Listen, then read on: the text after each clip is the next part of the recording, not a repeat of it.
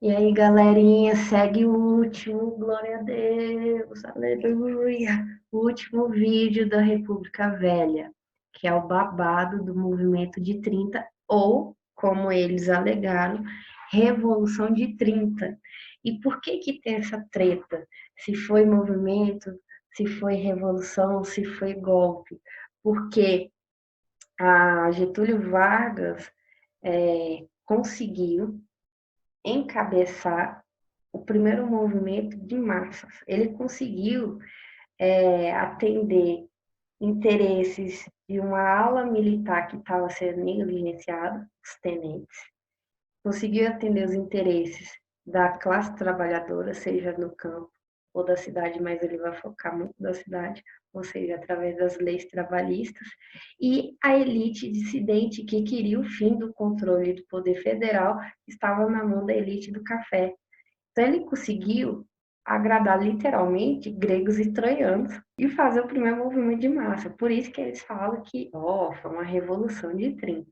Mas há uma historiografia que aponta que essa ação não foi nada de revolucionário, porque revolução se pressupõe uma mudança estrutural e não só uma mudança de forma de regime.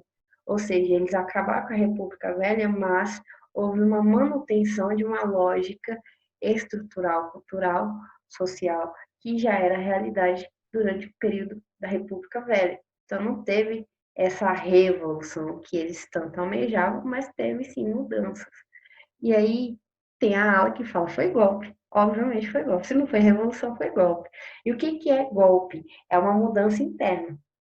É uma mudança feita por quem já está no poder e faz uma alteração necessária a fim de estabelecer as bases para atender seus interesses. Getúlio Vargas já estava no poder? Sim, ele representava a elite do Rio Grande do Sul. Ele vai ter apoio de outras elites? Vai. Essas elites tinham controle do governo federal? Não. Então, aí que está. Eles fazem um movimento de 30 para tirar da mão do estado de São Paulo e de Minas o controle do país e ter o mínimo do que se espera de uma república liberal presidencialista, a mudança da esfera da presidência de 4 em 4 anos, conforme a Constituição. Então, percebo que o movimento, por mais que atrai um público que não tem força política, que é a classe trabalhadora, e que é um público que também não tem tanta representação na Força Armada, que são os tenentes, o movimento de 30 veio para consolidar interesses de uma elite, das elites regionais, que não tinham o controle da política do café com leite, estava entre Minas e São Paulo, e queriam a abertura dessa esfera para demais elites do país. É óbvio que isso não foi dito durante o processo, até porque era necessário as três esferas atuando junto em prol do que a charge está mostrando para a gente, em prol da queda do último representante da República Velha. Júlio Prestes, foi o presidente eleito de forma fraudulenta na eleição contra Getúlio Vargas, e ele é representante do estado de São Paulo. Esse foi um dos maiores problemas políticos que vai levar ao fim da República Velha. O outro problema político é da esfera econômica, que é o problema da crise de 29. A crise de 29 vai atingir a economia de todos os países capitalistas. Só um país que não vai ser atingido. Quem é? Isso mesmo. A União das Repúblicas Socialistas Soviéticas. É a única que não vai quebrar, porque toda crise dentro do sistema capitalista, ele rege conforme uma onda. Tem o seu pico, né, de incidência, no caso da de 29, foi em Nova York, a Bolsa de Valores de Nova York, e aí vem uma série de ondas, como se fosse um tsunami. Só que quanto mais próximo do centro, pior o dano, né? Quanto mais longe, você vai sentir o dano, mas vai ser mais fraquinho. Então é essa a ideia. O Brasil já tinha sofrido ciclos de crise dentro do regime republicano. Vamos lá lembrar o primeiro. O primeiro foi o encilhamento, né? com a ideia genial de Rui Barbosa de implantar a lógica do encilhamento na economia do país, deu muito errado. Quem não lembra, vai lá no vídeo da República da Espada, dá uma revisada nesse conteúdo. Segunda crise foi a crise durante a Primeira Guerra Mundial. Por quê? Boa parte da economia do Brasil, cerca de 60% da economia do Brasil, dependia quase que exclusivamente da produção do café. Durante guerra, países vão comprar café? Não. Café não é produto de subsistência, é produto de sobremesa. O que isso significa? Ele não é necessário ser comprado em período de crise, como é o caso de uma grande guerra. Os países querem os países que estão em guerra, eles querem ser abastecidos de mercadorias necessárias, seja para a subsistência das tropas, da população, ou seja para a manutenção de, de objetos do dia a dia de uma tropa, que são basicamente feitos de borracha. Então, o que vai acontecer durante o Brasil nesse momento? Vai ter uma queda na produção do café. E aí, o que o Estado vai fazer? O Estado vai estocar café. Por que ele vai estocar? Lembra lá, que eu já falei isso em vídeo anterior, do encontro em Taubaté. O que foi o encontro de Taubaté? Foi a elite cafeicultora falando assim, em momento de crise, o Estado Federal tem que nos ajudar. Tem muito café no mercado, vai desvalorizar o produto. Desvalorizar o produto significa vai cair a margem de lucro. Então, o que o Estado Federal vai fazer? Vai estocar, vai tirar do mercado esse excedente de produção e vai deixar guardadinho na sala da presidência. Porque assim que voltar à normalidade, ele vai colocar a mercadoria em circulação no mercado. Mas enquanto isso, estoca café. E aí o que acontece?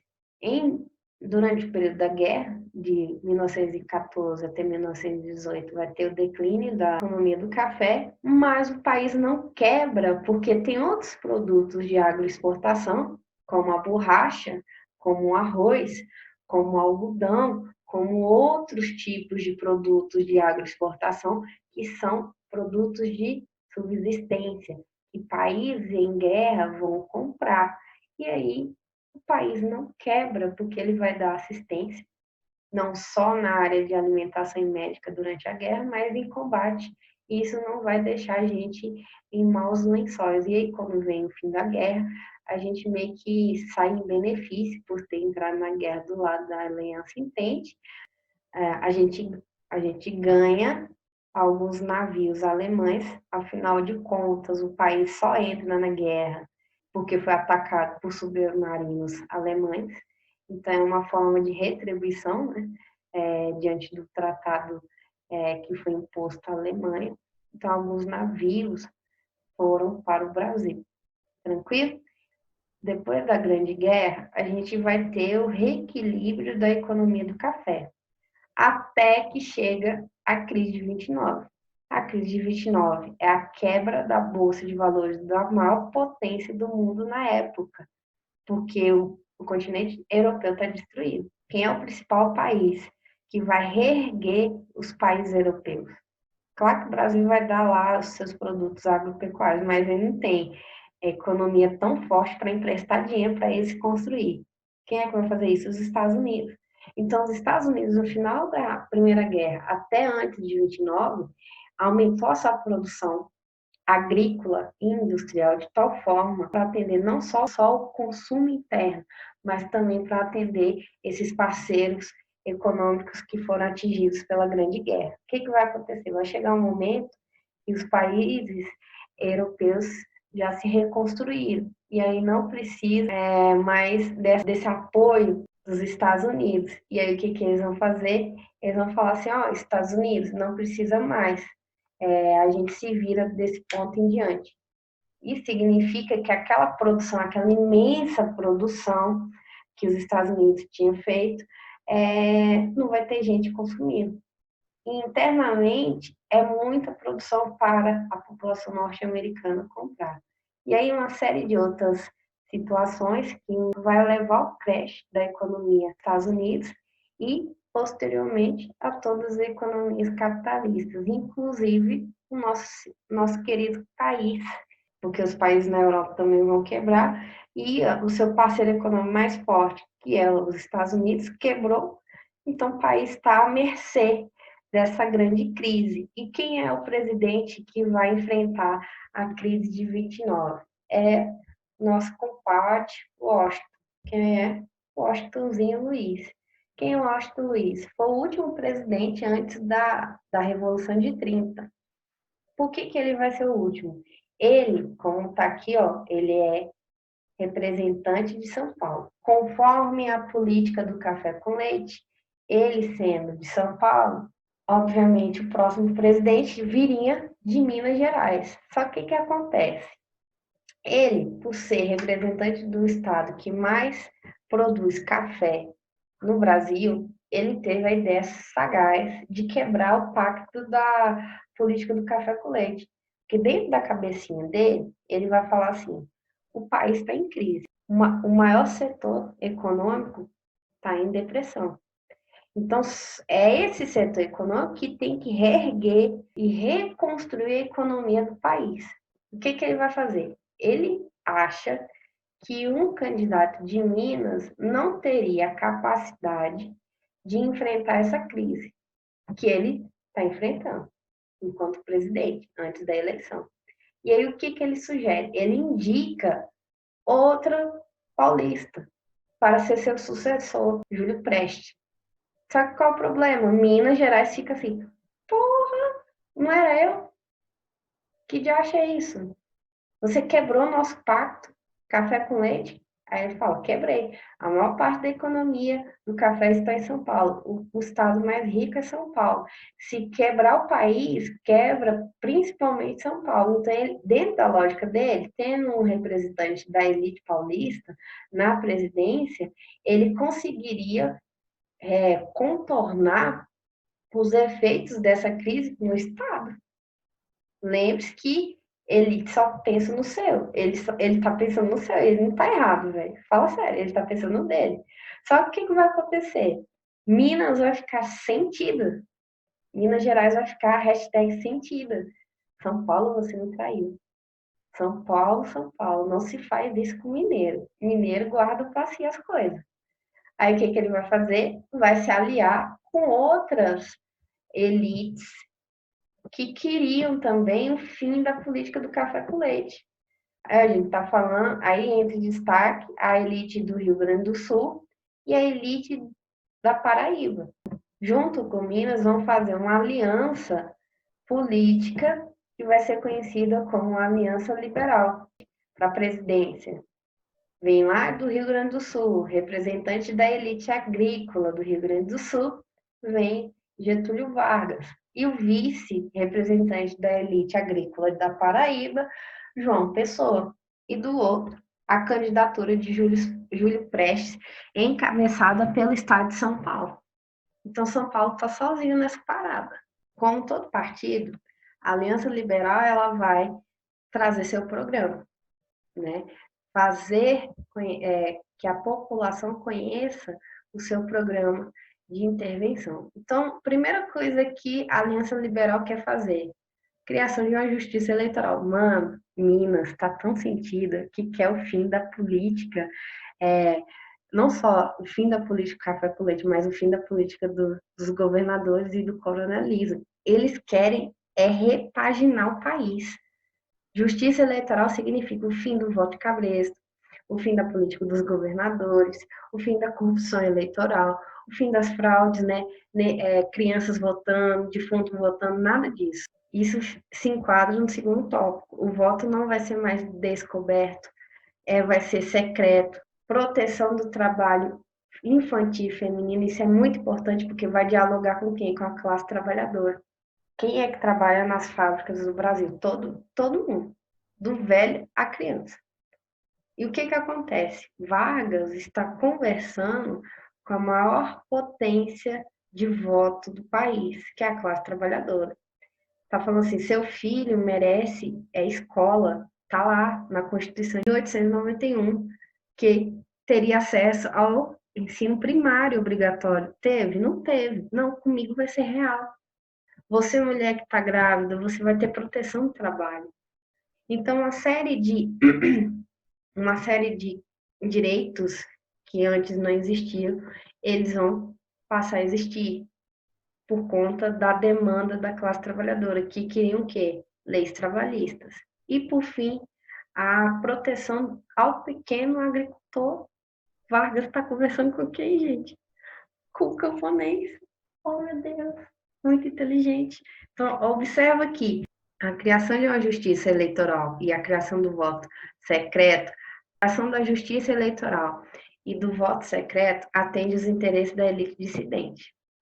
A criação da ideia de proteção do trabalho infantil, do trabalho feminino, a proteção do pequeno agricultor atende à demanda da classe trabalhadora no campo e na cidade. Então, Vargas, a Aliança Liberal não é besta. Então, eles estão buscando literalmente voto. Quem é a maioria no país? A classe trabalhadora. Aonde está a maior concentração da classe trabalhadora? No campo. Então, é necessário, dentro do programa, atingir o camponês, esse pequeno agricultor que é literalmente sufocado pela elite agrícola. Aí vem, por último, os tenentes. Qual é o objetivo do tenente? O fim da corrupção. Lembra do movimento tenentista? Eles queriam o quê? O fim da corrupção, a existência mesmo, de fato, dos ideais liberais no país, a participação democrática da população brasileira. O desejo dos tenentes vai ser atendido aqui através da justiça eleitoral. Só que Vargas é um cara sagaz. Além disso, ele vai prometer o fortalecimento da Força Armada. Lembre, durante a Primeira República, a gente vai ter a ideia de milícias. O que Vargas vai fazer e vai prometer aos tenentes e depois vai cumprir é o fortalecimento das esferas da Força Armada para inibir o poder de milícia da elite agrícola, que era real. Ou seja, é através de Vargas que a ligação de milícias com pessoas que exercem cargos públicos vai se tornar ilegal. Então, a organização de milícias para proteger sua terra vai ser ilegal. Sua terra está sendo invadida, chame a polícia. Observa aqui essa propaganda da Aliança Liberal. O governo que virá restabelecer a paz com a anistia e garantir a opinião do povo com a liberdade das urnas, porque o voto do cabresto significa que você não tem liberdade. Tranquilo? Só que vai acontecer uma coisa cabulosa. No meio do caminho, o candidato à vice-presidência, que representava a elite da Paraíba, João Pessoa, vai ser assassinado. Quem matou o cara? Um tal de Duarte Dantas. Qual é a razão do crime? Passional. Ele estava, né, com a mulher alheia. O que acontece? O homem chegou lá e, pof, matou o sujeito. Só que Vargas, presta atenção, vai usar o assassinato de João Pessoa para intensificar o movimento em prol da sua candidatura. Ele vai falar, tá vendo? Esse povo aí, ó, que representa esse sistema corrupto, que é a República Velha, que mandou matar João Pessoa. Nós representamos a mudança e eles estão matando a gente. Então, a morte de João Pessoa foi por razões pessoais, da esfera da vida dele pessoal, só que foi usada para a obtenção do êxito no movimento de 30, um bando de pessoas de várias classes sociais, de funções sociais, foram à rua marchar junto com Getúlio Vargas para depor o Washington Luiz, porque o Washington Luiz conseguiu, através da fraude eleitoral, a eleição de Júlio Prestes, que é o candidato dele de São Paulo. Só que O movimento da Aliança Liberal não aceita e vai fazer um movimento, uma marcha, literalmente, né? Getúlio Vargas vai sair do Sul, vai ter uma massa vindo do Nordeste para representar João Pessoa e vão para a sede do poder, que é o Rio de Janeiro, falar assim para o seu compadre Washington, vaza, filho, pega o beco, que o seu lugar não é aqui.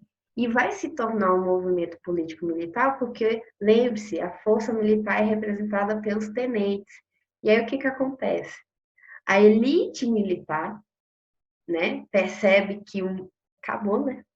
Já deu, não tem como sustentar mais a República Velha. Aí uma junta militar, representando cada esfera das Forças Armadas, né, vai chegar junto a Washington Luiz vai falar assim, compadre, é o seguinte, eu acho melhor você renunciar, você depor o cargo que for, sai, velho. Porque o movimento lá fora do palácio é intenso. Eles não vão sair daí muito cedo e eles querem que você saia da presidência e quem assume é Getúlio Vargas. O que Washington Luiz vai fazer? Vai ligar para Julinho falando, e aí, que dia que assumo a presidência? Já tá arrumando as malas. Aí o Washingtonzinho fala assim, eu acho melhor não, né?